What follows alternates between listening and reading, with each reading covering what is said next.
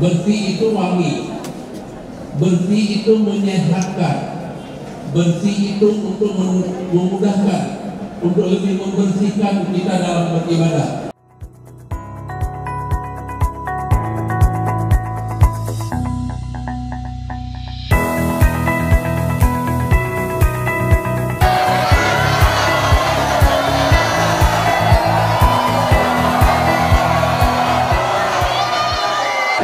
Ya, kita budaya bersih itu masih kurang, dan budaya menggunakan plastik apalagi ya.